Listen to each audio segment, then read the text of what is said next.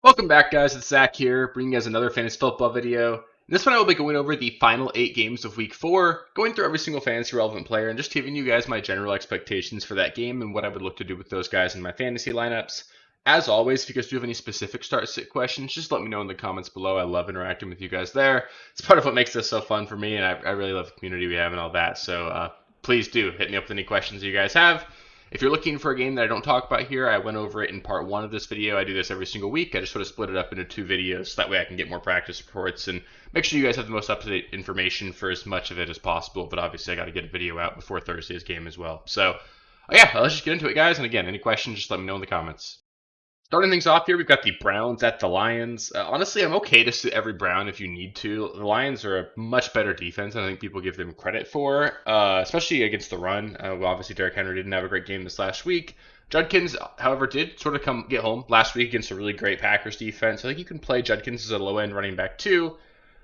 Both tight ends for Cleveland. This should be a negative game script for Cleveland, so they should have to air the ball out quite a bit. Makes both tight ends low-end streaming options. Kind of sucks, so they sort of cannibalize each other. Like, if you could just play the Browns tight ends, that'd be pretty great, but you can't. So that's not fantastic. I would sit the Brown wide receivers there. I don't expect Judy or Tillman to be reliable. One of them will probably have a decent thing. It's kind of annoying. You got Isaiah Bond getting on the field quite a bit as well. So just tough to really trust any of those wide receivers. I'd prefer to sit those guys. For the Lions, Gibbs and Amon-Ra must starts for sure. Laporta probably in. It's possible if you have Laporta and Jake Ferguson or something, I could see a world where you consider sitting him, but Laporta's probably in your lineup. Jamison Williams, decent flex option. He's boomer bust like he is every single week. We're not seeing like the uptick in target share that we maybe would have hoped for coming into the year. And the matchup isn't great here, so you can play him if you need to. He's always a threat to come down with a 60-yard touchdown. If he doesn't come through with that big play, though, you're going to get more of what you got last week, which is like a 2 for 40, and that's obviously not great. Then Monty, low end running back 2. I'd play him over Judkins just because, again, this is a game the Lions should be winning. Can probably lean on the run game. Monty's not going to have like 12 yards per carry like he did last week, but, great shot to score a touchdown every single week. I feel better about Monty than Judkins, although both are like low end 2s for me. Next, we got the Jaguars at the 49ers. For the Jaguars, Brian Thomas Jr., he's in. I know it's been really brutal, but you just got to go back to him. The Niners defense is not one that scares me, especially now that Bosa's out for the year. So we should see the Jaguars with time to throw. I feel okay about starting BTJ, of course. Travis Etienne, low-end running back 2 for me. We're seeing Bashal Tutin on the field some. Etienne's looked fine, but Tutin just looked good as well. Etienne sort of got a fake touchdown last week, sort of inflating his numbers, but he's on the field. You can play him. I would sit every other Jaguar, though. I don't want to get cute with Travis Hunter. They said already that even if De'Ami Brown misses, they're not going to play Travis Hunter more wide receiver. It's just tough when you're like a halftime player. Parker Washington would be like a desperation flex, but I don't really want to go there. Brenton Strange, I guess, low-end tight end option if you need it, but again, I think you can find better streaming options this week. For the Niners, Christian McCaffrey must start every single week. Ricky Pearsall getting into that category as well. If he's active, you're playing him. Juwan Jennings, a lower-end flex option. It will be interesting to see what this offense looks like with everybody there. We haven't really seen Pearsall and Jennings both healthy yet. And we're probably not going to see that this week because both of them have been missing a lot of practices, but it's just something to keep an eye on. And then, again, I'd prefer to sit Purdy here. Just not a great setup given that he's coming off of the injury. Maybe they had to rush him back by a week because Mac Jones himself was dealing with an injury. If Purdy's not mobile at all, I'm a little bit worried about the upside he gives you. You're not really going to get much on the ground there. I would prefer to look for a different streaming option than Purdy this week. Next, we got the Colts at the Rams. For the Colts, Tyler Warren and Jonathan Taylor must starts every single week. That one's really easy. Daniel Jones, lower end streaming option for me this week. The Rams just have a really good defense. I don't think people give them enough credit, but that pass rush is really good. I do think you can play Daniel Jones. He's running the ball enough that you could trust him there, but I wouldn't expect this to be like a 30-point game here for the Colts. Michael Pittman, wide receiver that I would play if you have to play a Colts wide receiver. Best shot to score touchdowns seems to be the clear one. You got Alec Pierce in concussion protocol, so maybe you get more shots downfield for him. I feel like Pittman's like a low-end wide receiver 2, high-end wide receiver 3, and then I don't want to get cute with Josh Downs or anything there. For the Rams, Puka and Kyren, they're auto starts. Adams would also be an auto start, but he's dealing with a hamstring injury. You're playing him if he's active, but just keep an eye on it. McVay came out and said they'll keep an eye on it, but Adams wouldn't really like it if he said that he came out and said they were going to limit snaps or anything. So basically said that Adams is going to want to be a full go. Of course he is, though. He's the player always wants that. So we'll see what happens there. You're still playing Adams, but it's always scary with those soft tissue injuries. It's easy to have an early game exit with that kind of thing, and then it to turn into a multi-week thing. So just keep an eye on it. especially with Adams' age, it gets me a little bit more concerned, but you're probably just playing Adams and hoping he ends up staying healthy. Next up, we got the Bears at the Raiders. Believe it or not, I think Caleb Williams is a must start. He's the quarterback 3 on the season. He's running the ball a lot more. He's actually scrambling at the 3rd highest rate in the NFL right now. That's really fantastic. That's what you want to see. And this offense hasn't looked fantastic, but just elevating his floor that much by running gives him a huge boost compared to what he was doing in previous seasons. This Raiders defense is also awful. I feel really good about the Bears in general this week. Rome Odunze must start, clearly breaking out. He's the wide receiver 1 in Chicago. He's the one that you want to start, and I feel like he's just a must start every single week. DJ Moore, I don't really want to play him or any other pass catcher if I can avoid it for the Bears. It's just tough to know where the rest of the targets are going to go. Loveland might miss this game, so you'll get Cole Kmet maybe as like a deeper league streaming option, but I don't really want to go there. Burden, all of his usage was just a flea flicker last week. You're not going to trust that. It's going to be Rome and Caleb, and then if you need to go with DeAndre Swift, he'd be a low-end running back 2 for me. Banged up again, should still play, but and a good matchup, so I feel okay about it. But again, he's not like a must start. I could see a situation where maybe you've got better options. For the Raiders, we're just going to keep putting Ashton Jeanty and Brock Bowers into our lineups. Geno Smith, decent streaming option this week. I'm going to play him in my home league this week. I've got him, Purdy, and Fields as basically options for me. I'm going to go with Geno Smith in this one. I just don't want to trust Purdy or Fields coming off the injury. The matchup in Chicago doesn't scare me. So, if that's the kind of tier you're looking at, though, it was a tough call for me to make there. Then if I'm going to play a Raider wide receiver, I would still go Jacoby Myers over Trey Tucker. I know Trey Tucker had the massive week last week, has all 4 of the receiving touchdowns for the Raiders so far this season. I think he's a super deep league dart throw at the flex spot if you need it, but I just don't really trust it there. I'd prefer to look elsewhere if I can. Next up, we've got the Ravens at the Chiefs. One of these teams is going to be 1-3, which is pretty crazy. But I think on the Ravens side of the ball, it's pretty straightforward. You're going to play Derrick Henry. I know the fumbles have been concerning. You really haven't gotten a whole lot out of him since week 1, but there's just no way you're going away from him.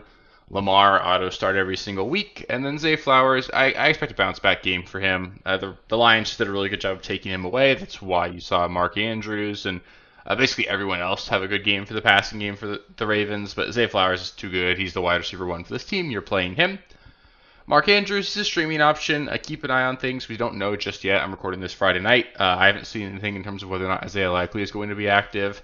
If he's active, it certainly bumps Andrews down quite a bit because I'm just a concern that Andrews might just basically be used as a blocker. But you can play him if you want to. You're going to need a touchdown, but you could certainly get it. For the Chiefs, you can honestly sit every single Chief if you want to. Xavier Worthy should be active in this one, but they've been pretty vocal so far. There are a couple reports that came out that he's going to be playing with a brace. It's going to be in a limited role. I'm not by any means wanting to start Xavier Worthy until I see what that role looks like, and I just can't trust it. Maybe you're down really bad and you just have to play him, but I don't really want to do that. Mahomes, he's a low-end quarterback 1, has been scrambling quite a bit, so you could probably get out of here okay with him, but and the Ravens defense has not been very good either, so you could play him, but Kelsey has just not been good at all. Again, you might be just screwed at tight end. You could play him, but I think I'd play Mark Andrews over Travis Kelsey, which is not great because I don't love either one of them this week, but I think it's basically Mahomes is the only guy you want to look at. If you have to play a Chief running back, it's honestly Kareem Hunt, not Pacheco, which basically means just don't play either Chief running back, and then if you really have to look at a receiver, I guess Tyquan Thornton is a deep league flex option, but you're going to need a big play, and if you don't get it, you could easily get a goose out of Thornton. So I'm honestly okay just playing Mahomes as a low-end quarterback 1, and that's about it for the Chiefs. Next up, we've got the Sunday night game between the Packers and the Cowboys. Fun game here. We got Micah Parsons going back to Dallas, so that'll be a fun matchup there. Should be a smash spot here for the Green Bay passing game, and honestly should be a game that Green Bay wins pretty handily. Dallas has just not been good by any means so far this season. Josh Jacobs, he's in. Should be a positive game script for the Packers. I know this is generally a great matchup for opposing wide receivers and quarterbacks, but Josh Jacobs is a very good player on a very good offense in a game they're going to win. So you're playing Josh Jacobs. Matthew Golden has a great shot to break out this week. I think he'll probably connect on a big play with just how bad Dallas has been in the secondary. You're playing Matthew Golden. Tucker Kraft, he's in as well. If you want to flex Romeo Doubs, I think that's an okay option as well. And then if you want to stream Jordan Love, I think that's an okay option as well. He's probably a fringe quarterback 1. You don't have to play him because there's still a concern that maybe the Packers just get up really early in this game and lean on the run. So that's potentially a concern there, but I'd feel okay about playing Jordan Love in this one. For the Cowboys, George Pickens, he's a wide receiver 3 for me. Should get 8 to 10 targets here. Had 9 each of the last 2 weeks. So you're looking at a pretty solid volume there. Going to get obviously focused on by the defense here without CeeDee Lamb on the field. So we've seen enough from George Pickens to know he's not like a true wide receiver one in the NFL. So I don't expect him to go out there and get 12 targets for 150 and 2, but like he's a good enough player. He'll get used downfield. I think you can play him for sure. Javonte Williams, a pretty solid low-end running back too. The offensive line for Dallas keeps getting banged up. This is a really bad matchup, but they're throwing the ball to him enough that I think he's okay, especially in a full PPR, and then, decent shot for him to fall in the end zone. And then Jake Ferguson, the only other guy I'd look at for Dallas. He's just so necessary. You have to play him.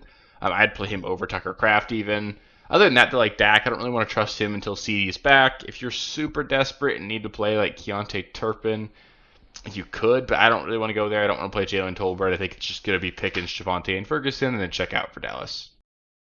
Next, we got Monday Night Doubleheader again. So this will be the setup where we get like one game at like 4 Pacific time and then another one at like 5:15. So you'll have like a bit of a 1 hour overlap here.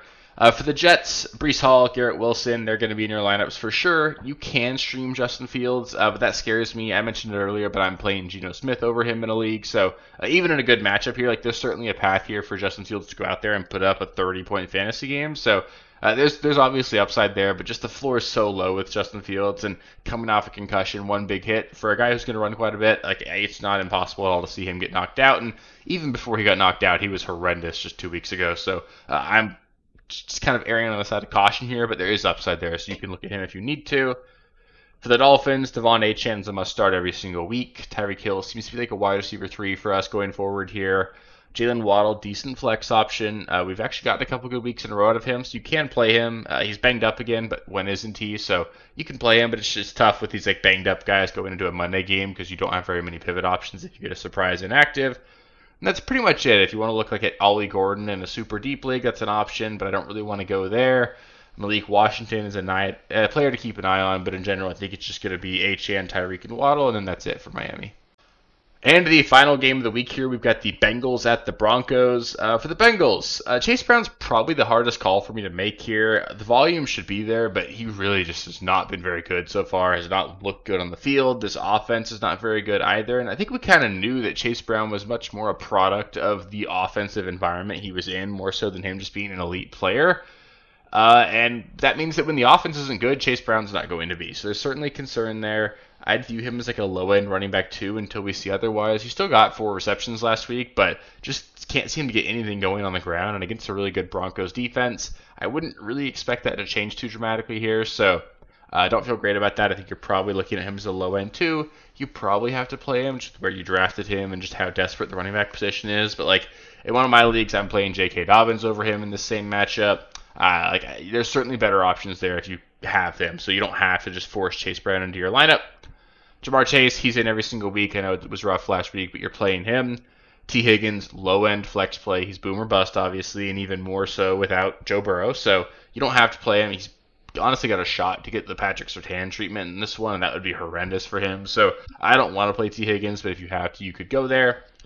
For the Broncos, Courtland Sutton must start. A great matchup here against Cincinnati. I love the odds of him coming through with a big game. J.K. Dobbins, a nice running back too. You're playing him as well. I just mentioned I'm playing him over Chase Brown in a league. You can stream Bo Nix here. Hasn't been very good so far to start the season. I think I saw earlier that PFF has him ranked as the worst quarterback in the NFL through 3 weeks. That's probably a little bit overkill, obviously, but like he hasn't been good. So that's certainly something we've seen. But also we know the Cincinnati defense isn't very good. Should be a get-right opportunity here for Bo Nix, and I think they're willing to sort of stat pad even if they get up early. So I feel okay about Bo Nix. The one league I have Bo Nix in, I have to make a choice between Caleb Williams and Bo Nix. I'm playing Caleb over him, so he's not like a must-start by any means, but I do expect a bit of a bounce back here. And I didn't list him, but RJ Harvey, I don't want to play him yet. I think he's still talented. I think he's going to have some good games going forward, but I want to see the volume and just the usage tick up before I trust him there, so I'm not going to go there yet.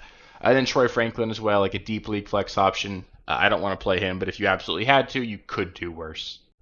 So that'll do it for the starts and sits this week. Of course, like I mentioned previously, if you guys do have any specific start-sit questions for me, just let me know in the comments below. I absolutely love interacting with you guys there. It's super fun for me to do that.